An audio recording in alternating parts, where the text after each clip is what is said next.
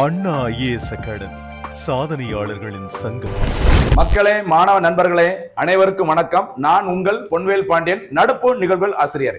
இன்றைய தினம் ஆகஸ்ட் 26ஆம் தேதிக்குரிய நடப்பு செய்திகளை டிஎன்பிஎஸ்சில சமீப காலங்களில் எப்படிலாம் உங்களுக்கு கொஸ்டின்ஸ் கேட்கறாங்களோ அதன் அடிப்படையில பல்வேறு தலைப்புகளை தினந்தோறும் உங்களுக்கு நடப்பு செய்திகளை தொகுத்து கொடுத்துட்டு இருக்கோம். இந்த நடப்பு செய்திகளோடு மட்டும் இல்லாம இந்த நடப்பு செய்திகள் அதனுடைய தொடர்புடைய சப்ஜெக்ட்ல என்ன இருக்கோ அது பிளஸ் ஸ்ட்ராட்டஜிக்கு எல்லாத்தையும் சேர்த்து ஒரே வீடியோ பதிவுல தினந்தோறும் உங்களுக்காக சிறப்பான முறையில தொகுத்து கொடுத்துட்டு இருக்கோம். அதனால வீடியோவை ஸ்கிப் பண்ணாம ஃபுல்லா பாருங்க. நடுவுல கேட்கிற கேள்விகள், போனஸ் கேள்விகள், இறுதியாக கேட்கக்கூடிய அந்த சூப்பர் 6 கேள்விகள் எல்லாத்துக்குமே சிறப்பான முறையில பதில் சொல்லிட்டு வாங்க. கண்டிப்பா வர்ற தேர்வுகளை நம்ம ஒரு சாதனையை படைக்கலாம். சரியா? ஆரம்பிக்கலாம். இன்றைய தினம் ஆகஸ்ட் 26 நடப்பு செய்திகள். நடப்பு செய்திகளை பார்க்கறதுக்கு முன்னாடி இன்றைய தினத்துல ஆகஸ்ட் 26ஆம் தேதி முக்கியமான ஒரு நபரை பத்தி பார்க்கலாம். அவருடைய பெயரு அன்னை தெரசா அவர்கள். சரியா? அன்னை தெரசா அவர்கள் பார்த்தீங்கன்னா உங்களுக்கு தெரிஞ்சுக்கணும்னு நினைக்கிறேன். ஏழை மக்களுக்காக, கஷ்டப்படுறவங்களுக்காக பல்வேறு சேவைகளை செஞ்சு உலக புகழ் பெற்றவர் அன்னை தெரசா அவர்கள். இவங்க பார்த்தீங்கன்னா அல்பேனியா நாட்டை சேர்ந்தவர். சரி, அல்பேனியா நாட்டை சேர்ந்தவர். ஆகஸ்ட் 26 1910 அன்று பிறந்தாங்க. செப்டம்பர் 5 1997 என்று கொல்கத்தாவில் காலமாயிருப்பாங்க. சரியா? இப்படி நிறைய விஷயம் பண்ணிருப்பாங்க. அல்பேனியா நாட்டை சேர்ந்தவங்களா இருந்தாலும் சரி, தொடர்ந்து இந்தியாவிலே குடியேறி இருந்ததுனால ஆட்டோமேட்டிக்காக ஓகேவா இந்திய குடிமகளாக உரிமை பெற்றிருந்தாங்க. ஓகேவா? இவங்களுக்கு 1962ஆம் ஆண்டு பார்த்தீங்கன்னா பிலிப்பைன்ஸ் நாட்டில் வழங்கப்படும் சரி ஆசியாவின் நோபல் பரிசு என்று அழைக்கப்படுகிற ராமன் மகசேசே விருது வழங்கப்பட்டது. அதே மாதிரி இவருடைய குணங்கள், இவருடைய சேவைகளை பாராட்டுற மாதிரி 1979ஆம் ஆண்டு பார்த்தீங்கன்னா நோபல் பரிசு, அந்த நோபல் பரிசுல அமைதிக்கான நோபல் பரிசு வழங்கப்பட்டது. ஓகேவா? இதனைத் தொடர்ந்து 1980ஆம் ஆண்டு என்று பார்த்தீங்கன்னா இந்தியாவில குடிமக்களுக்கு வழங்கப்படும் உயரிய விருது என்ன விருதுமா? பாரத் ரத்னா விருது 1980ஆம் ஆண்டு வழங்கப்பட்டது. இப்படி பல்வேறு விருதுகளை வென்றவர் தான் அன்னை தெரசா அவர்கள். அவங்களுடைய பிறந்த தினம் தான் இன்றைய தினம் ஆகஸ்ட் 26. ஆரம்பிக்கலாமா? இன்றைய தினம் நடப்பு செய்திகள். ஃபர்ஸ்டே பாருங்க, சூப்பரா ஒரு திட்டம் ஒண்ணு வந்திருக்குது. இந்த திட்டம் நம்ம நிறைய வாட்டி வீடியோஸ்ல பார்த்துட்டே இருக்கோம். சரியா? ஏன் அப்படின்னா இந்த முதலமைச்சர் காலை உணவு திட்டம் இதோ பாத்தீங்கன்னா அப்டேஷன் இருக்குது. அங்க தொடங்கி இருக்கிறாங்க நிதி ஒதுக்கீடு அப்படி இப்படின்னு டெய்லி செய்தியில வந்துட்டே இருக்கு. நம்மளும் விடாமுயற்சியாக விடாம டெய்லி இந்த திட்டத்தை சொல்லிட்டே இருக்கும். ஏன் அப்படின்னா சாலிடா ஒரு கொஸ்டின் கன்ஃபார்மா வரும் அடுத்த குரூப் 2 தேர்வுக்கு. சரியா? பாருங்க, முதலமைச்சரின் காலை உணவு திட்டம் அல்லது இன்னொரு பேரு முதலமைச்சரின் காலை சிற்றுண்டி திட்டம் சொல்லுவாங்க. சரியா? ஓகே, இந்த திட்டம் அறிவிக்கப்பட்டது எப்பன்னு சொல்லி பாருங்க, மே 7 2022. சரியா? தற்போதைய தமிழகத்தின் முதலமைச்சர் மு.க. ஸ்டாலின் அவர்கள் சரியா 16வது சட்டப்பேரவையில வெற்றி பெற்று அவங்க கூட்டணி கட்சி வெற்றி பெற்று முதலமைச்சராக பொறுப்பேற்ற நாள் மே 7 2021. சரியா? 2021 மே 7. ஓகேவா? இங்க இந்த திட்டம் அறிவிக்கப்பட்டது பாருங்க, நேரா அடுத்த வருஷம் மே 7 2022 அன்று இந்த முதலமைச்சரின் காலை உணவு திட்டம் அறிவிக்கப்பட்டது வேற. அதுக்கப்புறம் இந்த திட்டம் தொடங்கப்பட்ட நாள் பாருங்க, செப்டம்பர் 15 2022. சரியா? ரொம்ப முக்கியமானது. அறிஞர் அண்ணாவின் பிறந்த நாளை முன்னிட்டு செப்டம்பர் 15 அன்று 2022ஆம் ஆண்டு பார்த்தீங்கன்னா இந்த திட்டம் தொடங்கி வைக்கப்பட்ட இடம் நெல்பேட்டை, அமைந்துள்ள இடம் மதுரை. சரி, மதுரையில் இருக்கிற நெல்பேட்டையில் இருக்கிற ஒரு ஸ்கூல். சரி, ஆதிமூலம் அப்படிங்கிற ஒரு பள்ளிக்கூடத்துல பாத்தீங்கன்னா இந்த திட்டத்தை தொடங்கி வச்சாங்க முதலமைச்சர் அவர்கள். ஓகேவா? ரொம்ப முக்கியமானது. இது ஏன் சொல்ற அப்படின்னா சில நேரங்களில் திட்டம் அறிவிக்கப்பட்ட நாள் வேற, திட்டம் தொடங்கப்பட்டது வேற. சரியா? இந்த டேட்டா கன்ஃபியூஸ் பண்ணி உங்களுக்கு கேட்டுவாங்க. டிஎன்பிஎஸ்சில எப்படிலாம் உங்களை காலி பண்ணலாம் அப்படிங்கிற மாதிரி யோசிச்சு கொஸ்டின்ஸ் கேட்கறாங்க. இப்படியும் உங்களுக்கு ஆப்பு வைக்கலாம், கவனமா இருங்க. சரி, அனௌன்ஸ் பண்ணது மே 7 2022. அபிஷியல் அந்த டீம் அந்த ஸ்கீம் வந்து ஸ்டார்ட் பண்ணது செப்டம்பர் 15 2022. மறந்துடாதீங்க. சரியா? ஓகே, தொடங்கி வைக்கப்பட்ட இடம் நெல் அப்படின்னா உணவு. ஓகேவா? நம்ம சாப்பிடுற உணவு தானியங்கள்ல முக்கியமானது இந்த நெல். அந்த நெல் அப்படிங்கிற உணவு காலை உணவு திட்டம் லிங்க் பண்ணிக்கோங்க. சரியா? மதுரை அப்படின்னாலே கோவில்களுக்கும் புகழ் பெற்றது, அதே சமயத்துல எல்லா சாப்பாடுக்கும் புகழ் பெற்றது. சரி, மட்டன் கறியில இருந்து அந்த கறியில இருந்து பரோட்டால இருந்து பயங்கரமா செம்ம டேஸ்டாவும் இருக்கும். 24 மணி நேரமும் மதுரையில சாப்பாட்டுக்கு எந்த ஒரு பஞ்சமும் இருக்காது. ஏதாச்சும் ஒரு ஹோட்டல்ல சாப்பிடலாம், எங்க போனாலும் சரி. சரியா? அப்படிப்பட்ட மதுரையில இந்த உணவு திட்டம் சரியா காலை உணவு திட்டம் தொடங்கி இருக்கிறாங்க. தொடங்கி வைக்கப்பட்ட இடம் நெல் அப்படிங்கிறது உணவு தானியம், நெல்பேட்டை, மறந்துடாதீங்க. சரியா? ஓகே, இந்த திட்டத்தின் பயனாளிகள் யார் அப்படின்னு சொல்லி பாருங்க, 1 முதல் 5ஆம் வகுப்பு மாணவர்கள். சரிங்களா? இந்த திட்டம் தொடங்கப்படும் போது அரசு பள்ளி மாணவர்களுக்கு அப்படிங்கிற மாதிரி ஆரம்பிச்சிருந்தாங்க. அதன் பிறகு இந்த திட்டம் சமீப காலங்களில் செய்தித்தாள் இடம்பெறதுக்கு மீண்டும் இடம்பெறுவதற்கு காரணம் என்னன்னா இந்த திட்டம் அப்பப்போ விரிவுபடுத்தப்பட்டே வருகிறது. சரியா? அந்த வகையில ஃபர்ஸ்ட் பாருங்க, ஜூலை 2024 ஜூலை 2024 அன்று ஊரக பகுதிகளில் சில கிராமப்புறங்கள் இருக்கிற அரசு உதவி பெறும் பள்ளிகளில் சில துவக்க பள்ளிகளில் இந்த திட்டம் விரிவாக்கம் செய்யப்பட்டது. சரி, ஃபர்ஸ்ட் ஸ்டார்டிங்ல கவர்மெண்ட் ஸ்கூல்ல மட்டும் சொல்லியிருந்தாங்க. அதுக்கப்புறம் ஜூலை 2024ல கவர்மெண்ட் எய்டட் ஸ்கூல் எங்க ரூரல் ஏரியாவில், சரியா, ஊரக பகுதிகளிலும் இருக்கிற அந்த அரசு உதவி பெறும் பள்ளிகளிலும் இந்த திட்டம் விரிவுபடுத்தப்படுகிறது அப்படி மாதிரி சொல்லியிருந்தாங்க. எந்த வகுப்பு மாணவர்களுக்கு? ஃபர்ஸ்ட் ஸ்டாண்டர்ட்ல இருந்து 5th ஸ்டாண்டர்ட் வரைக்கும் படிக்கிற பசங்களுக்கு, சரியா, மறக்க கூடாது. அதன் பிறகு சமீபத்தில், அதாவது இன்றைய தினம் ஆகஸ்ட் 26ஆம் தேதி இந்த திட்டம் செய்தித்தாளில் இடம்பெற்றிருக்குது. அதுக்கு முக்கியமான காரணம் பாருங்க, ஆகஸ்ட் 26, 2025 அன்று நகர்ப்புறத்தில் உள்ள அரசு உதவி பெறும் பள்ளிகளுக்கும் இந்த திட்டம் விரிவுபடுத்தப்பட்டுள்ளது. ஞாபகம் மறக்க கூடாதுமா, நகர்ப்புறங்களிலும் இருக்கிற அந்த அரசு உதவி பெறும் கவர்மெண்ட் எய்டட் ஸ்கூல்லையும் பார்த்தீங்கன்னா இந்த முதலமைச்சரின் காலை உணவு திட்டம் விரிவுபடுத்தப்பட்டுள்ளது. விரிவுபடுத்தப்பட்ட நாள் ஆகஸ்ட் 26, 2025. சரியா, இப்ப பாருங்க தொடர்ந்து எங்க அப்படிங்கறத பாருங்க. இந்த திட்டம் விரிவுபடுத்தப்பட்ட இடம் சென்னை மயிலாப்பூரில் அமைந்துள்ள சூசையப்பர் தொடக்கப்பள்ளி. என்ன பேரு? சூசையப்பர் தொடக்கப்பள்ளி அமைந்துள்ள இடம் மயிலாப்பூர். சரிங்களா? ஓகே. இப்படி இந்த காலை உணவுகளை, ஓகேவா, திங்கள் முதல் வெள்ளிக்கிழமை வரைக்கும், சரி, அந்த கிச்சடி, உப்புமா, அதுல வேற உப்புமா, வேற கிச்சடி, மாத்தி என்னென்னமோ நிறைய அந்த வெரைட்டில திங்கள் முதல் வெள்ளிக்கிழமை வரைக்கும் பார்த்தீங்கன்னா காலை உணவு தமிழ்நாடு அரசினால் வழங்கப்படுகிறது. இதன் மூலம் அந்த பள்ளிக்கூடத்துக்கு வருவதற்கு பசங்களுக்கு ஒரு ஆர்வத்தை தூண்டலாம், உங்களுடைய ஆரோக்கியம் மேம்படும். சரியா? இதன் மூலம் இறுதியாக இந்த உயர்கல்வி சேர்க்கை விகிதம், ஆல்ரெடி உயர்கல்வி சேர்க்கை விகிதத்துல தமிழ்நாடு டாப்ல இருக்கிறாங்க, மேற்கொண்டு இன்னும் 100% இந்த உயர்கல்வி சேர்க்கை விகிதம் வர வேண்டும். அதற்காகவும் இந்த திட்டம் ஒரு முக்கியமான நோக்கமா செயல்பட்டு வருகிறது. சரியா? சரி, இந்த காலை உணவு வழங்குறதுனால அந்த பள்ளிக்கூட மாணவர்களுக்கு என்ன நன்மை, இந்த சத்து, அதுல என்ன சத்து கிடைக்குது அப்படின்னு சொல்லி பாருங்க. இந்த காலை சிற்றுண்டி, இந்த காலை உணவு வழங்குவதால் ஒரு குழந்தைக்கு, சரியா, ஒரு குழந்தைக்கு 293.40 கிலோ கலோரி ஆற்றல். சரியா, கலோரி ஆற்றல். அடுத்து புரதம், சரி, புரோட்டீன் பார்க்கும்போது புரதம் 9.85 கிராம், கொழுப்பு, சரியா, 5.91 கிராம், இரும்பு சத்து அயன், ஓகேவா, இரும்பு சத்து 20.41 மில்லி கிராம் மற்றும் சுண்ணாம்பு சத்து 1.64 மில்லி கிராம் கூடுதலாக கிடைப்பது உறுதி செய்யப்படுகிறது. நார்மலா உங்க வீட்டுல சாப்பிடுறது போக இந்த காலை உணவு சாப்பிடுறதுனால இந்த மாதிரி சத்துக்கள் யாரு கிடைக்குது? பள்ளிக்கூட மாணவர்கள். எந்த பள்ளிக்கூட மாணவர்களுமா? 1 முதல் 5ஆம் வகுப்பு படிக்கிற மாணவர்களுக்கு இந்த உப்புமா, கிச்சடி எல்லாம் போடுறதுனால இந்த மாதிரி சத்துக்கள் ஈஸியா கிடைக்கும் அப்படின்னு சொல்லியிருக்காங்க. அப்ப இந்த இடத்துல நம்ம பாக்குறது முதலமைச்சரின் காலை உணவு திட்டம் அறிவிக்கப்பட்டது May 7, 2022. இந்த திட்டம் முறைப்படி தொடங்கப்பட்டது செப்டம்பர் 15, 2022. தொடங்கி வைக்கப்பட்ட இடம் மதுரை நெல்பேட்டையில இருக்கிற அந்த ஆதிமூலம் அந்த ஸ்கூல்ல தொடங்கி வச்சிருந்தாங்கம்மா. இந்த திட்டம் பார்த்தீங்கன்னா விரிவுபடுத்தப்பட்டது எங்க ஊரக பகுதியில் இருக்கிற அரசு உதவி பெறும் பள்ளிகளுக்கும் இந்த 5 நாட்களிலும் காலை உணவு வழங்கப்படும் அப்படிங்கறது அறிவிக்கப்பட்டது ஜூலை 2024. சமீபத்தில் செய்தியில் வர்றதுக்கு காரணம் ஆகஸ்ட் 26, 2025 அன்று சென்னை மயிலாப்பூர்ல இருக்கிற சூசையப்பர் தொடக்கப்பள்ளியில இந்த திட்டம் விரிவுபடுத்தப்பட்டது. அதாவது நகர்ப்புறங்கள் இருக்கிற இந்த கவர்மெண்ட் எய்டட் ஸ்கூல் பசங்களுக்கும் இந்த திட்டம் மூலமாக காலை உணவு வழங்கப்படும் அப்படின்னு சொல்லி அறிவிச்சிருக்கிறாங்க. முக்கியமானதுமா அடுத்த எக்ஸாம்ல ஷேரா கேட்பாங்க. அடுத்து பாருங்க, இன்னொரு முக்கியமான திட்டம் இன்றைய செய்தித்தாளில் இடம்பெற்றது விடியல் பயணம் திட்டம். குரூப் 4 எக்ஸாம்ல இது கேட்டிருந்தாங்க, கண்டிப்பா உங்களுக்கு தெரியும் நினைக்கிறேன். விடியல் பயணம், ஓகேவா?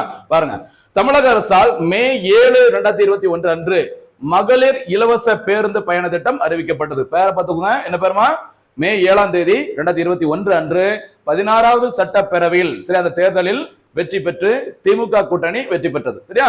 அதனைத் தொடர்ந்து முதலமைச்சராக பொறுப்பேற்றவர் மு.க. ஸ்டாலின் அவர்கள். அவங்க பதவியேற்ற முதல் நாள்லயே ஒரு சில திட்டங்களுக்கு கையெழுத்து போட்டிருந்தாங்க. அதுல ஒரு திட்டம் தான் மகளிர் இலவச பேருந்து பயண திட்டம். பேரை பார்த்துக்கோங்க, சரியா? மகளிருக்கான இலவச பேருந்து பயண திட்டம், ஓகேவா? இந்த திட்டம் எப்போது முதல் பயன்பாட்டுக்கு வந்ததுன்னா அதுக்கு அடுத்த நாள்ல, சரியா, மே 18, 2021 அன்று இந்த திட்டம் பயன்பாட்டிற்கு வந்தது. சரியா? என்ன பேர்ல? மகளிர் இலவச பேருந்து பயண திட்டம், ஓகேவா? அடுத்து பாருங்க, ஆகஸ்ட் 14, 2023 வரை, ஆகஸ்ட் 14, அதாவது இந்தியா சுதந்திரம் பெற்ற அந்த டேட் இருக்கலாமா, ஆகஸ்ட் 15, அதுக்கு முந்தின டேட், ஆகஸ்ட் 14, 2023 வரை மகளிர் இலவச பேருந்து பயண திட்டம் என்ற பெயரில் செயல்பட்டு வந்த இந்த திட்டமானது ஆகஸ்ட் 15, 2023, சரியா, ஆகஸ்ட் 15, 2023 அன்று என்ன திட்டமாக? விடியல் பயணம் திட்டம் என பெயர் மாற்றம் செய்யப்பட்டது. சரிங்களா? ஆரம்பத்தில் அதுக்கு என்ன பேர் தான்? மகளிர் இலவச பேருந்து பயண திட்டம். 2023ஆம் ஆண்டிற்கான சுதந்திர தின உரையில முதலமைச்சர் மு.க. ஸ்டாலின் அவர்கள் உரையாற்றும் போது அந்த திட்டத்திற்கு என்ன பேர் வச்சுட்டாங்க? விடியல் பயணம் அப்படிங்கிற திட்டத்தை வச்சுட்டாங்க. சரியா?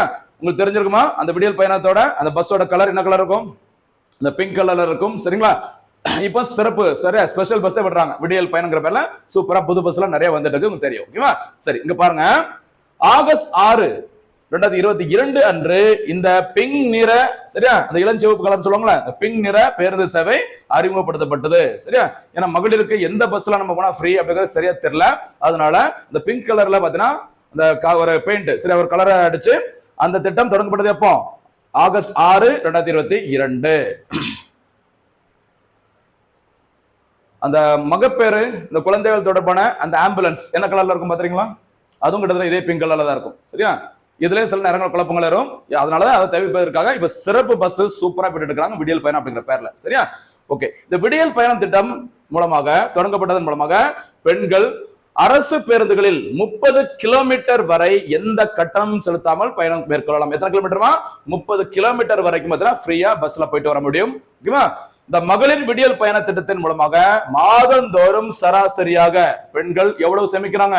888 நல்ல நம்பரா இருக்குல்ல 888. அது எப்படி இந்த நம்பரை கொண்டு வந்தாங்கன்னு தெரியல. சரியா?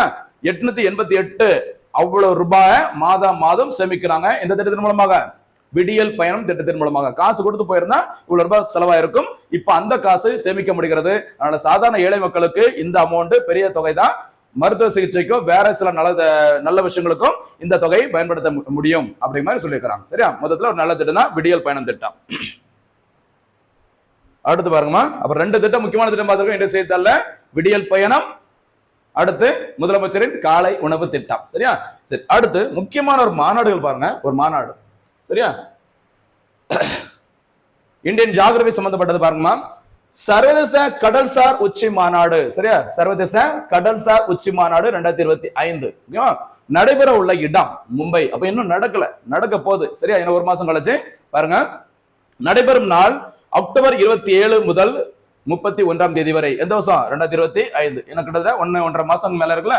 பாருங்க, இந்த திட்டத்தில் இந்த மாநாட்டின் இலக்கு என்னன்னு சொல்லி பாருங்க. இந்த மாநாட்டை நடத்துவதன் மூலமாக ரூபாய் 10 லட்சம் கோடி முதலீடுகளை ஈர்க்க வேண்டும். இப்ப தமிழ்நாடு அரசு பார்த்தீங்கன்னா உலக முதலீட்டாளர்கள் மாநாடு 3 முறை நடத்தினாங்க. சரியா? 2015, 2019, 2024.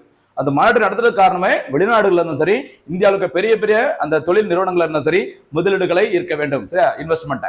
அதே மாதிரி இந்த சர்வதேச கடல்சார் உச்சி மாநாடு மும்பையில் நடத்துறதுக்கு முக்கியமான காரணமே 10 லட்சம் கோடி மதிப்பிலான அந்த கடல் சார்ந்த முதலீடுகளை ஈர்க்க வேண்டும். அதுதான் இதோட இலக்கு. சரியா? சரி, பாருங்க, ஒரு முக்கியமான ஒரு டேட்டா ஒன்று கிடைச்சிருக்கு பாருங்க.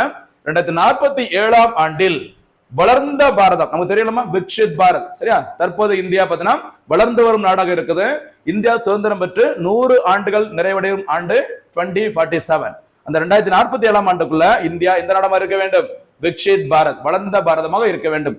ஏன்னா எந்த மாநாடு நடக்கட்டும், ஏதாச்சும் ஒரு கூட்டங்கள் நடக்கலாம், ஏதாச்சும் திட்டமா இருக்கலாம், என்ன நடந்தாலும் சரி அதுல மைய கருத்து அப்படின்னு சொல்லிட்டு இந்த வருஷம் பாத்தீங்கன்னா நிறைய இந்த விக்ஷித் பாரத் அப்படிங்கிற பேர் தான் கொண்டு வராங்க. அதுக்கு தான் சொல்றேன் முக்கியமானது. பாருங்க, 2047ஆம் ஆண்டில் விக்ஷித் பாரத் அல்லது வளர்ந்த பாரதம் என்ற இலக்கை அடைய பல்வேறு வளர்ச்சி திட்டங்களுக்கு முதலீடுகளை ஈட்டும் வகையில் இந்திய கடல்சார் வாரம் வீக் 2025 என்ற பெயரில் சர்வதேச கடல்சார் உச்சி மாநாடு வரும் அக்டோபர் 27 முதல் மும்பையில் தொடங்கி 5 நாட்கள், அதாவது 31ஆம் தேதி வரை நடைபெற உள்ளது. சரியா?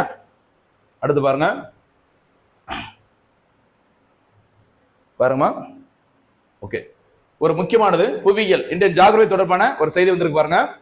வாதவன் துறைமுகம். சரி, வாதவன் துறைமுகம் மும்பைக்கு அருகில். சரி, மும்பைக்கு அருகில் ஜவஹர்லால் துறைமுகம். சரி, ஜவஹர்லால் நேரு துறைமுகம் இருக்கலாமா? ஜவஹர்லால் துறைமுகம் மற்றும் மகாராஷ்டிரா மாநில அரசு ஆகியவை கூட்டாக இணைந்து ரூபாய் 80,000 கோடி மதிப்பீட்டில் மும்பைக்கு அருகே எந்த இடத்துலமா?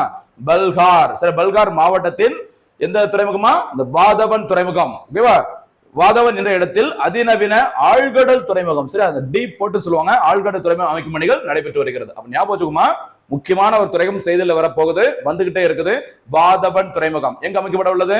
மும்பை பக்கத்துல இருக்கிற எந்த இடத்துல? பல்கார் அப்படிங்கிற மாவட்டத்து பக்கத்துல அமைக்க போறாங்க. இந்த துறைமுகத்தை அமைக்க உள்ளது யாரு அப்படின்னு பார்த்தா ஜவஹர்லால் நேரு அந்த பேர்ல, அவரோட பேர்ல இயங்கக்கூடிய அந்த துறைமுகம் மற்றும் மகாராஷ்டிரா மாநில அரசு 2 பேர் சேர்ந்து கிட்டத்தட்ட 80,000 கோடி மதிப்பீட்டுல இந்த துறைமுகத்தை உருவாக்க போறாங்க. சரியா? ஓகே, பாருங்க, இது தவிர கூடுதல் செய்தி இப்படி செய்தியில் இடம்பெற்றதுனால இந்த துறைமுகம் எங்க அமைக்கப்பட்டு வருகிறது அப்படின்னு கேட்கலாம். ரொம்ப முக்கியமானது. சரியா? சரி, அடுத்து இன்னொரு முக்கியமானது பாருங்க. இந்த கடல்சார் வர்த்தகத்தை சூப்பரா கொண்டு வர்றதுக்கு இன்னொரு முயற்சி ஏற்றுமதி மற்றும் இறக்குமதி, எக்ஸ்போர்ட் இம்போர்ட். ஓகேவா?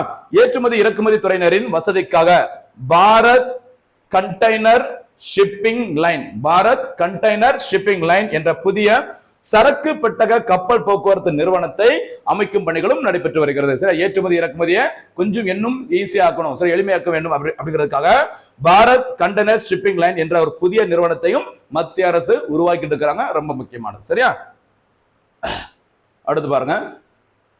இதுல ஒரு போனஸ் கேள்வி ஒன்று கேட்கணுமா? சரியா, இன்றைய தினத்திற்கான ஒரு கேள்வி என்ன அப்படின்னு சொல்லி பார்த்தீங்கன்னா, ஒரு போனஸ் கேள்வி, சாகர் மாலா திட்டம். ஏன்னா நம்ம கடல்சார் பார்த்துருக்கோம். இந்த சாகர் மாலா திட்டம் எப்போது தொடங்கப்பட்டது? சரியா, முடிஞ்சு அதோட நோக்கம் என்ன அப்படிங்கிறத கொஞ்சம் பதில சொல்லுங்க பார்க்கலாம். சரி பாருங்க, தொடர்ந்து அதோட தொடர்புடைய செய்தி பாருங்க. கடல்சார் இந்தியா தொலைநோக்கு திட்டம், சரியா 2030, கடல்சார் இந்தியா தொலைநோக்கு திட்டம் 2030 மறந்துடக்கூடாது. சரியா, கடல் நோக்கு அப்படின்னா MIV கொடுத்துருக்காங்களாமா, அது அப்படின்னா மரைடைம் இந்தியா விஷன். என்ன மாதிரி? மரைடைம் இந்தியா விஷன். அதான் MIV. எந்த வருஷம்? 2030ஆம் ஆண்டு. ஓகேவா? இந்த திட்டமானது, அது கடல்சார் இந்தியா தொலைநோக்கு திட்டமானது கடல் சார்ந்த துறையின் முழுமையான வளர்ச்சியை இலக்காக கொண்டுள்ளது. வருஷத்தை பார்த்துக்கோங்க, MIV 2030. ஓகேவா? அடுத்து பாருங்க, MAKV. சரியா, கடல்சார் அமிர்த கால தொலைநோக்கு திட்டம். இது என்ன சொல்லுவாங்க அப்படின்னா, கடல் சார்ந்த, ஓகேவா, மரைடைம், இதோட ஃபுல் ஃபார்ம் அதுமா மரைடைம், அமிர்த அப்படின்னா அம்ரித். நம்ம இந்தியா வந்து 75வது அந்த சுதந்திர தின பொன் விழாவை கொண்டாடுனாங்கல்ல, அந்த 75வது சுதந்திர தின பொன் விழாவுக்கு வச்ச பேரு அம்ரித் மகா உற்சவ். உங்களுக்கு ஞாபகம் நினைக்கிறேன். அதே மாதிரி மரைடைம் அம்ரித் கால், KALL, கால்னா காலம். சரியா, கால் அப்படி சொல்லிருக்காங்க. இதான் விஷன். Okay, vision. ஓகேவா, இதோட ஃபுல் நேம் பாத்துமா, MAKV 2047. மேல பார்த்தது 2030, இங்க பாக்குறது கடல்சார் அமிர்த கால தொலைநோக்கு திட்டம் 2047. முக்கியமானது திட்டங்களையும் சொல்லலாம், ஜியோகிராஃபியும் சொல்லலாம், கவனமா இருங்க. சரியா, ஓகே. 2047ஆம் ஆண்டிற்குள் இந்த MAKV 2047 அந்த திட்டத்தின் முக்கியமான நோக்கம் 2047ஆம் ஆண்டிற்குள் கடல்சார் துறையின் வளர்ச்சியை மேலும் மேம்படுத்துவதை நோக்கமாக கொண்டது. இங்க மேம்படுத்த போற சொல்லிருக்காங்க 2030க்குள்ள, இதை மேலும் மேம்படுத்த வேண்டும் அப்படி சொல்லியிருக்காங்க. சரியா, இங்க பாருங்க, கடல்சார் தொலைநோக்கு திட்டம் 2030 திட்டத்தின்படி இந்தியாவை கப்பல் கட்டும் துறையில் உலகத்திலே பார்த்தீங்கன்னா முதல் 10 இடங்களுக்குள்ளும் 2047ஆம் ஆண்டு என்ன திட்டம்? MAKV என்று அழைக்கப்படும் கடல்சார் அமிர்த கால தொலைநோக்கு திட்டம். சரியா, இந்த திட்டத்தின் மூலம் 2047ஆம் ஆண்டிற்குள் முதல் 5 இடங்களுக்குள்ளும் இந்தியாவை இடம்பெற செய்வதே இதனுடைய நோக்கம். சரியா, 2030 திட்டத்தின்படி இந்தியா டாப் 10ல வரணும். அதே மாதிரி 2047 திட்டத்தின்படி இந்தியா டாப் 5க்குள்ள வர வேண்டும். இதுதான் இந்த திட்டத்தோட முக்கியமான ஒரு இலக்கா இருக்கு, ரொம்ப ரொம்ப முக்கியமானது. சரியா, ஓகே. முதலீடு, அதான் நம்ம ஏற்கனவே சொன்னதா, இந்த திட்டங்களின் மூலம் சரி 2030 2047 அந்த தொலைநோக்கு திட்டங்களின் மூலமாக 10 லட்சம் கோடி ரூபாய் முதலீட்டை ஈர்க்க திட்டமிடப்பட்டுள்ளது. ரொம்ப முக்கியமானதுமா, திட்டங்களும் கேட்கலாம், ஜியோகிராஃபியும் கேட்கலாம், ரொம்ப முக்கியமானது. அடுத்து பாருங்க, ஆட்சியல் செய்திகள். இன்றைய தினத்தில் இடம்பெற்ற முக்கியமான ஒரு இந்தியன் பாலிட்டி தொடர்பான ஒரு செய்தி, அதாவது உச்ச நீதிமன்றம். பாருங்க, உச்ச நீதிமன்றத்திற்கு மேலும் சரியா ஒரு 2 புதிய நீதிபதிகள் நியமிக்கப்பட்டிருக்கிறாங்க. பாருங்கம்மா, உச்ச நீதிமன்ற நீதிபதிகளாக நியமிப்பதற்கு மும்பை உயர்நீதிமன்ற தலைமை நீதிபதி அலோக் அராதே, சரியா என்ன பேரு? அலோக் அராதே, மற்றும் பாட்னா உயர்நீதிமன்றத்தின் தலைமை நீதிபதியாக இருக்கிற விபுல் மனுபாய் பஞ்சோலி ஆகியோரின் பெயர்களை மத்திய அரசிற்கு உச்ச நீதிமன்ற கொலிஜியம் பரிந்துரைத்துள்ளது. யாரு? உச்ச நீதிமன்றத்தின் கொலிஜியம். அந்த கொலிஜியத்துக்கு யார் தலைவராக இருப்பாங்க? எப்பவுமே உச்ச நீதிமன்றத்தின் தலைமை நீதிபதி யாரோ அவங்க தான் இந்த கொலிஜியத்திற்கு தலைவராக இருப்பாங்க. அதுல ஒரு 5 பேர் இடம்பெற்றிருப்பாங்க. சரியா, அந்த கொலிஜியமானது யாருன்னு பரிந்துரை செய்றாங்க? மத்திய அரசிற்கு. சரிங்களா, யாரெல்லாம் பாத்தீங்கன்னா ஒருத்தங்க அலோக் அராதே, இன்னொருத்தங்க பாத்தீங்கன்னா விபுல் மனுபாய். 2 பேரும் உச்ச நீதிமன்றத்திற்கு புதிய நீதிபதிகளாக பரிந்துரைப்பட்டிருக்கிறாங்க. பரிந்துரைத்தது உச்ச நீதிமன்றத்தின் அந்த கொலிஜியம், பரிந்துரைக்கப்பட்டது யார்கிட்ட? மத்திய அரசிடம். சரியா, அபிஷியலா அனௌன்ஸ் பண்ணதுக்கு அப்புறம் இன்னும் டீடைலா இதை பார்க்கலாம். உச்ச நீதிமன்றத்தின் தலைமை நீதிபதி தற்போது யாருமா? BR கவாய். சரியா, BR கவாய் அவர்கள் தலைமையிலான 5 பேர் கொண்ட அந்த கொலிஜியம் இந்த முடிவை எடுத்துள்ளது. முக்கியமானது, கவனமா இருங்க. சரியா, அடுத்து பாருங்க. சரி, உச்ச நீதிமன்றத்தை பார்த்ததுனால அதை பத்தி லைட்டா ஒரு பின்புலம் சில பேக்ரவுண்ட் பார்த்துக்கலாம். இந்தியா உச்ச நீதிமன்றம், சுப்ரீம் கோர்ட் ஆஃப் இந்தியா அப்படி சொல்றாங்களா பாருங்க. நிறுவப்பட்டது ஒரிஜினலா இந்தியா சுதந்திரம் பெறுவதற்கு முன்னாடி உருவாக்கப்பட்டது அக்டோபர் 1 1937ஆம் ஆண்டு அன்று உருவாக்கப்பட்டது. ஆனா பழைய பேர் பாருங்க, இந்தியாவின் கூட்டு நீதிமன்றம். இதுக்கு என்ன பேரு? இந்தியாவின் கூட்டு நீதிமன்றம் என்ற பெயர்ல 1937 அந்த ஆண்டுல அக்டோபர் 1ஆம் தேதி உருவாக்கப்பட்டது. சரிங்களா? அதன் பிறகு இந்தியா சுதந்திரம் பெற்ற பிறகு இந்திய உச்ச நீதிமன்றம், சரி, சுப்ரீம் கோர்ட் ஆஃப் இந்தியா அப்படிங்கிற பேர்ல எப்ப உருவாக்கப்பட்டது? 28 ஜனவரி 28 1950 அன்று உருவாக்கப்பட்டது. தற்போது இருக்கிற இந்திய உச்ச நீதிமன்றம் உருவாக்கப்பட்டது ஜனவரி 28 1950. சரிங்களா? ஓகே, அமைந்துள்ள இடம் கண்டிப்பா உங்களுக்கு தெரிஞ்சிருக்கும். எங்கம்மா? புதுடெல்லியில தான் என்னோட அமைவிடம் இருக்குது. நீதிபதி பதவிக்காலம் 65 அகவை, அதாவது வயசு வரைக்கும் இருப்பாங்க. இருக்கைகளின் எண்ணிக்கை, அதாவது உச்ச நீதிமன்றத்தில் இருக்கிற மொத்த நீதிபதியின் எண்ணிக்கை எவ்வளவுமா? 34. இந்த 34ல யாரெல்லாம் இருப்பாங்க? ஒரு தலைமை நீதிபதியும் 33 நீதிபதிகளும். மொத்தத்துல இந்த எண்ணிக்கை எது தாண்டக்கூடாது? 34 தாண்டக்கூடாது. யாரை சேர்த்து? Including chief justice of India. the total number of judges அப்படின்னு பார்த்தா எவ்வளவு பேர் இருப்பாங்க? 34. இன்க்ளூடிங் கேட்டா 34, எக்ஸ்க்ளூடிங் சீஃப் ஜஸ்டிஸ் ஆஃப் இந்தியான்னு கேட்டா 33. மறந்துடாதீங்க. சரியா? சேர்த்தா தவிர்த்தாங்கிறத பார்த்துட்டு கவனமா ஆன்சர் பண்ணுங்க. சரியா? ஓகே, இந்திய உச்சநீதிமன்றத்தின் நீதி விசாரணைக்கு உட்பட்ட அதிகாரங்கள் இந்திய அரசு சட்டத்தின் விதிகள் எதுல எது வரைக்கும்? 1 to 4. சரியா? 124 முதல் 147 வரை. அப்ப உச்சநீதிமன்றம் தொடர்பான அந்த இந்தியன் கான்ஸ்டிடியூஷன்ல இருக்கிற ஆர்டிகல் எதுல ஆரம்பிக்குது? 124. மறக்க கூடாது. சரியா? 1 to 4. சரியா? 1 to 4. இந்த 1 அப்படியே ஜம்ப் பண்ணி இந்த பக்கம் வந்ததுன்னா 214 ஆகும். 214 அப்படின்னா உயர் நீதிமன்றங்கள். இந்த 1 அப்படியும் மறுபடியும் சரியா அப்படியே ஜம்ப் பண்ணி லாஸ்ட் பொசிஷன். சரியா? 241 வந்துச்சுன்னா யூனியன் பிரதேசத்தில் இருக்கிற அந்த உயர் நீதிமன்றங்கள். இந்த 3 தான் முக்கியமானதுமா. உச்ச நீதிமன்றம் 1 to 4. அதுக்கப்புறம் அந்த 1 வந்து நடுவுல சென்டர்ல வந்துச்சுன்னா என்ன நம்பர் மாறும்? 214 மாறும். 214 அப்படின்னா மாநிலங்களில் உயர் நீதிமன்றங்கள். அந்த 1ஆம் நம்பர் அப்படிங்கிறது லாஸ்டா ஜம்ப் பண்ணி வந்துச்சுன்னா 241 மாறும். ஆர்டிகல் 241 அப்படிங்கிறது யூனியன் பிரதேசங்களில் உயர் நீதிமன்றங்கள். மறந்துடாங்க. சரியாமா? அடுத்து போறோம் பாருங்க. இந்தியாவின் முதல் உச்ச நீதிமன்ற தலைமை நீதிபதி கண்டிப்பா உங்களுக்கு தெரிஞ்சிருக்கும், ஹரிலால். சரி, ஹரிலால் கனியா என்பவர் தான் இந்திய உச்ச நீதிமன்றத்தின் முதல் நீதிபதி, அதாவது இந்திய நீதிபதி. ஓகேவா? அதாவது 1950ஆம் ஆண்டு இந்திய உச்ச நீதிமன்றம் உருவாக்கப்பட்ட பிறகு தலைமை நீதிபதியாக தேர்ந்தெடுக்கப்பட்ட முதல் நபர் ஹரிலால் கனியா. மறந்துடாதீங்க. ஓகேவா? 1950 முதல் 1951 வரை இந்தியாவின் தலைமை நீதிபதியாக ஹரிலால் கனியா என்பவர் பதவியில் இருந்தார். தற்போது உச்ச நீதிமன்றத்தின் தலைமை நீதிபதியாக இருப்பவர் பூஷன் ராமகிருஷ்ணன் கவாய். சரியா? ஷார்ட்டா என்ன பேரு? BR கவாய். ஞாபகம் வச்சுங்க. ஃபுல் நேம் எப்பவுமே தெரிஞ்சுட்டா நல்லது. பூஷன் ராமகிருஷ்ணா கவாய். சரிங்களா? ஷார்ட்டா நியூஸ் பேப்பர்ல போடும்போது BR கவாய்னு போடுறாங்க. நமக்கு ஆப்பு வைக்கிறதா இருந்தா இப்படியும் கேட்டுருவாங்க. கவனமா இருங்க. சரியா? 15வது நிதி ஆணையத்தின் தலைவர் யாரு? 15th finance commission chairman NK Singh. நம்ம சொல்லிடுவோம். அந்த NKங்கிறது சரியா தெரியலன்னா நீங்க மாற்றி முடிக்க வேண்டியது இருக்கும். சரி, அது நவநீத கிருஷ்ண சிங்கா இருக்கலாம். சரியா? நந்த கோபால சிங்கா இருக்கலாம். கோபாலன் வந்தா சிங் எப்படி வந்து கேட்க கூடாது. சரியா? ஆப்பு வைக்கிறதா எப்படினாலும் வைப்பாங்க. அதனால அந்த ஷார்ட் நேம் தயவுசெய்து ஃபுல்லா தெரிஞ்சுக்கோங்க. நம்ம நேரத்துக்கு அதை கேட்கலாம். சரியா? ஓகே. ஏன்னா அந்த கவாய் சிங், இப்போ எனக்கு பொன்வேல் பாண்டியன் என்னோட பேர் அப்படின்னா அந்த பாண்டியன் அப்படியே பேரு குமார், இதெல்லாம் பார்த்தீங்கன்னா பொதுவான பேரா இருக்கும். சரியா? அந்த பொதுவான பேரை தான் அந்த ஷார்ட் நேம் கொடுத்துருப்பாங்க. நமக்கு ஒரு ட்விஸ்ட் வச்சு நம்மளை காலி பண்ணலாம், ஃபில்டர் பண்ணி இந்த பசங்களா அப்படி எடுத்துலாம் அப்படின்னு நினைச்சா அந்த கடைசியா இருக்க காமன் நேமை அப்படியே எடுத்துட்டு ஃபர்ஸ்ட்ல இருக்க பேரை கொடுத்து கேட்டாங்கன்னா மாட்டிட்டு முடிக்க கூடாது. அதான் ஃபுல் நேம் கொடுத்துருக்கோம்.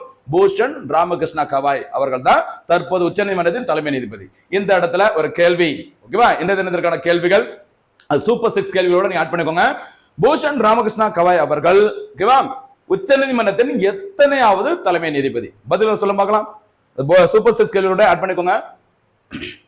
அடுத்து இந்தியன் எக்கனாமி தொடர்பான ஒரு முக்கியமான ஒரு செய்தி பாருங்க. புதிய வருமான வரி விதிகள். சரியா? இதுவும் சமீப காலமாவே அப்பப்போ வாய்ப்பு கிடைக்கும் போதெல்லாம் வாரத்துல ஒரு நாளாவது நியூஸ் பேப்பர்ல வந்துட்டே இருக்குது.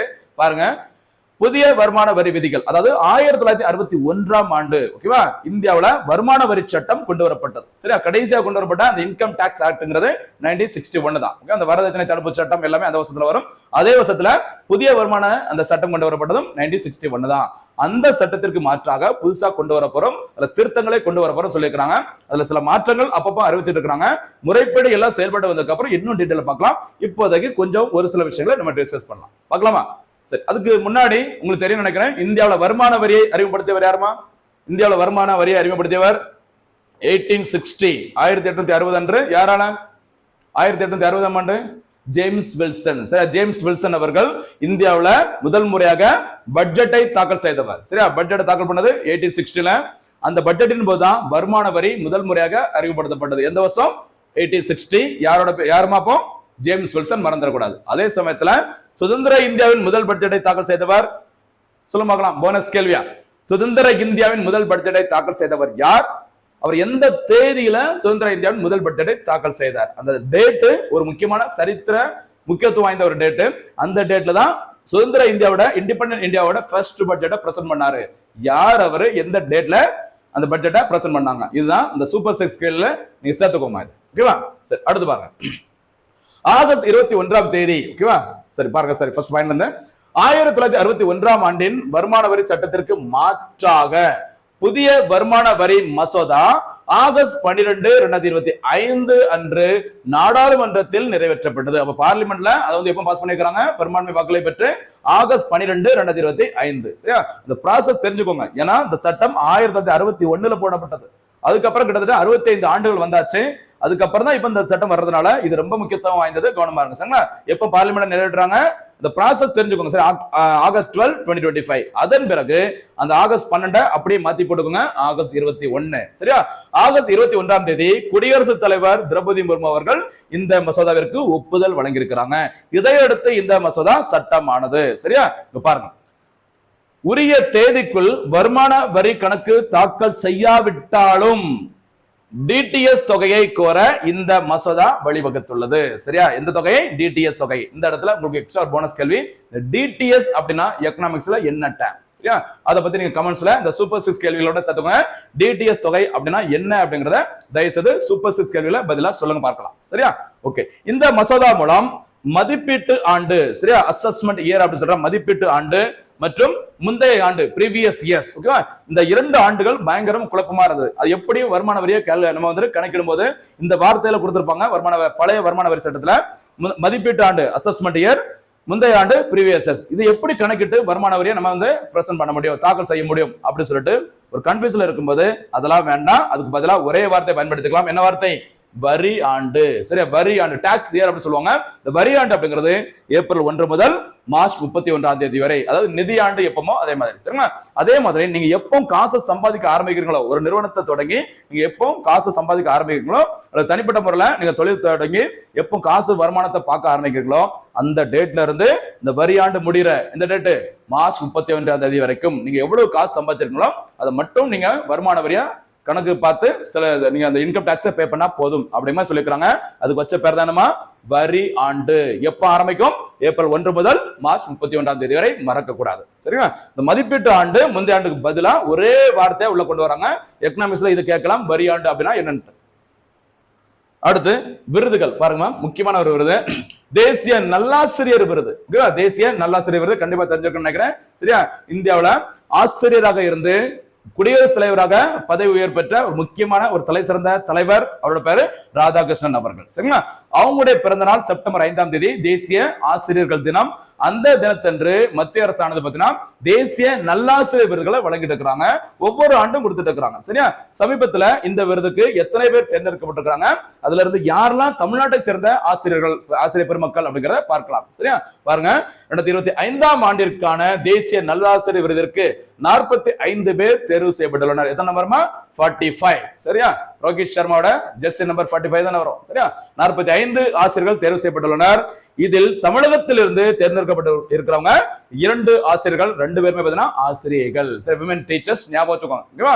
எல்லா இடத்திலும் எங்கும் பெண்கள் எதிலும் பெண்கள் மாதிரி வந்துட்டு இருக்காங்க. மாணவ நண்பர்களே கவனமா இருந்துக்கோங்க. சரியா? சென்னை மயிலாப்பூர். இப்போ கொஞ்சம் முன்னாடி சென்னை மயிலாப்பூர் எதுக்கு பார்த்தோம்? சென்னை மயிலாப்பூர் இன்றைய தினத்தில் ஆகஸ்ட் 26ஆம் தேதி முதலமைச்சரின் காலை உணவு திட்டம் விரிவுபடுத்தப்பட்ட இடம். சூசையப்பர் தொடக்கப்பள்ளி மறந்துடக்கூடாது. அந்த சென்னை மயிலாப்பூரில் அமைந்துள்ள பிஎஸ் சீனியர் செகண்டரி பள்ளி, சிபிஎஸ்இ ஒரு ஸ்கூல் அது.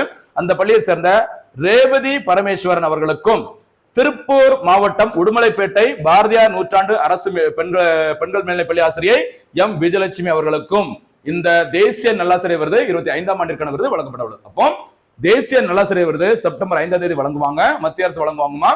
இந்த விருது இந்த வருஷம் 45 பேர் தேர்வு செய்யப்பட்டிருக்காங்க. 45 பேர்ல 2 பேர் தமிழ்நாட்டை சேர்ந்தவங்க, 2 பேருமே பாத்தீங்கன்னா ஆசிரியர்கள். அதுல ஒருத்தங்க பேர் பாத்தீங்கன்னா ரேவதி, இன்னொருத்தங்க பேர் பாத்தீங்கன்னா விஜயலட்சுமி. ஓகேவா? ரொம்ப ரொம்ப முக்கியமான பேருமா, கவனம் பாருங்க. அடுத்து பாருங்க.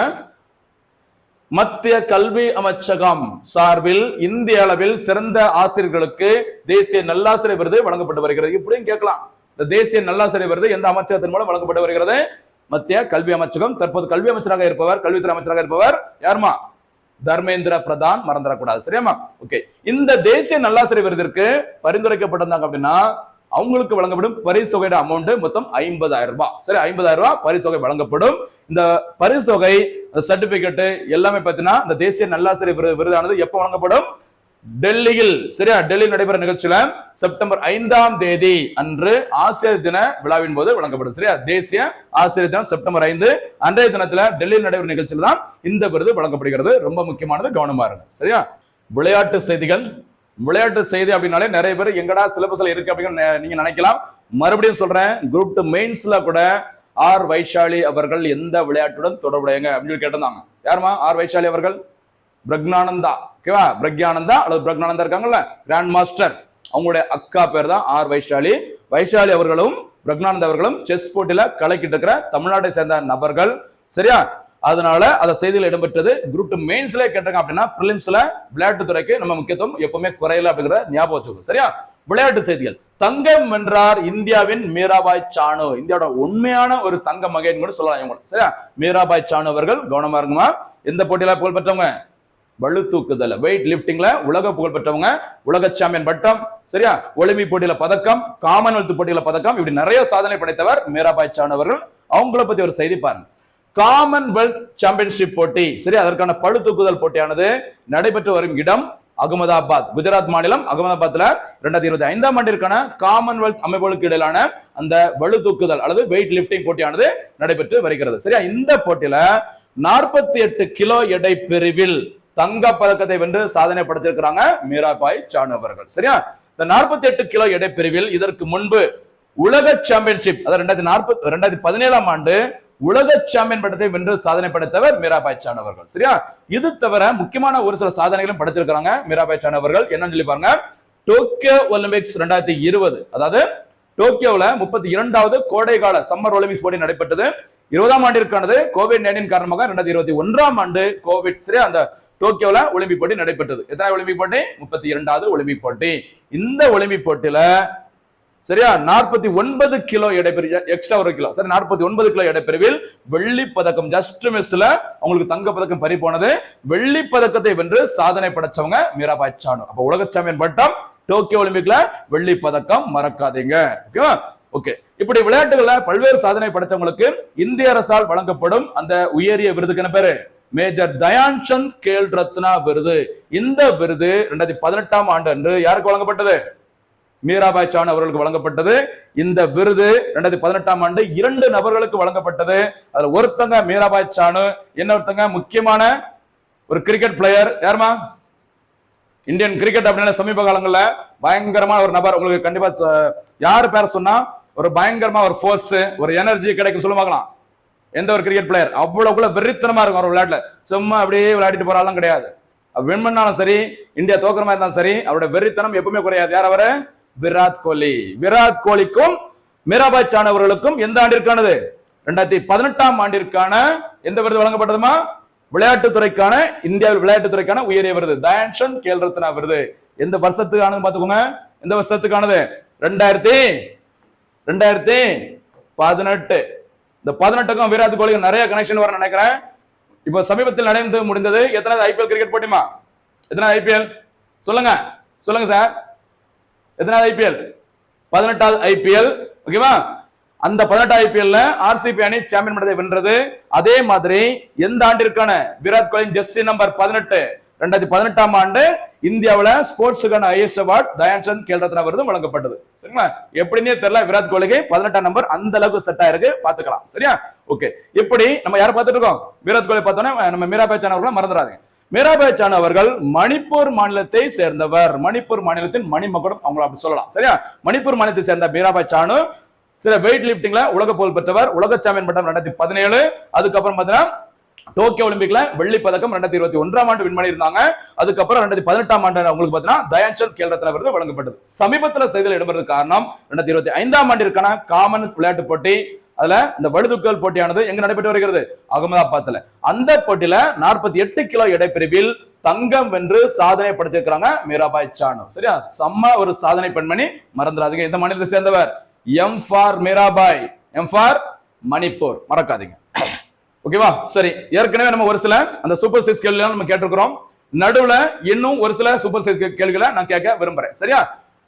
பாருங்கம்மா, மீராபாய் சானு அவர்கள் சரியா எந்த ஆண்டிற்கான இந்த தயான்சந்த் கேல் ரத்ன விருதை வென்றார்? யாருடன் இந்த பரிசினை பகிர்ந்து கொண்டார்? சரியா? இது ஒரு சூப்பர் 6 கேள்வி. ஏற்கனவே ஒரு 3-4 கேள்வி கேட்டாச்சு. வீடியோ ஃபுல்லா பார்த்தவங்க மட்டும் தான் அந்த கேள்விகளுக்கு சரியா பதில் சொல்ல முடியும். அது பதில பார்த்தாலே தெரியும் நீங்க வீடியோ ஃபுல்லா பாத்தீங்களா இல்ல ஸ்கிப் பண்ணி பாத்தீங்களா அப்படிங்கறத தெரிஞ்சிடலாம். ஓகேவா? சரி, அடுத்து என்ன ஒரு கேள்வி என்ன அப்படின்னு சொல்லி பார்த்தோம்னா, தேசிய நல்லாசிரியர் விருதிற்கு வழங்கப்படும் பரிசு தொகை எவ்வளவு? அந்த பரிசு தொகையை கொஞ்சம் சொல்லுங்கம்மா, ரொம்ப முக்கியமானது அது.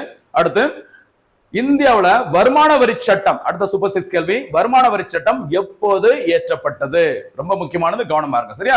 அடுத்து இன்னொரு எக்கனாமிக்ஸ் சம்பந்தப்பட்ட ஒரு சூப்பரான இன்னொரு கேள்வி, இந்தியாவுல வருமான வரியை அறிமுகப்படுத்தியவர் யார் முதல் முறையாக? அதை மறந்துடக்கூடாது. ஏற்கனவே ஒரு போனஸ் கேள்வி கேட்டிருந்தேன். சுதந்திர இந்தியாவோட அந்த முதல் பட்ஜெட்டை தாக்கல் செய்தவர் யார் அப்படிங்கறதையும் இங்க பதில்கள் சொல்லுங்க. சரியா? ஒவ்வொரு நாளும் பாத்தீங்கன்னா மறுபடியும் சொல்றோமா, நியூஸ் பேப்பர்ல என்னென்ன செய்திகள்லாம் நமக்கு எக்ஸாமுக்கு தேவையோ எல்லாத்தையும் தொகுத்து கொடுத்துட்டு அது தொடர்புடைய சப்ஜெக்ட்ல என்ன இருக்குது அதையும் தேடி கண்டுபிடிச்சிட்டு, இது தவிர ஸ்ட்ராட்டஜிக்கல டிஎன்பிஎஸ்ல எப்படிலாம் கேட்க வாய்ப்புகள் இருக்குதோ அதையும் சேர்த்து மொத்தமா ஒரே பதிவுல தினந்தோறும் கொடுத்துட்டு இருக்கோம். தொடர்ந்து ஃபாலோ பண்ணுங்க. கண்டிப்பா ஒரு சாதனை படைச்சு நம்ம அரசு பணியில் அமர்வது உறுதி. மீண்டும் சந்திக்கலாம். நன்றி, வணக்கம்.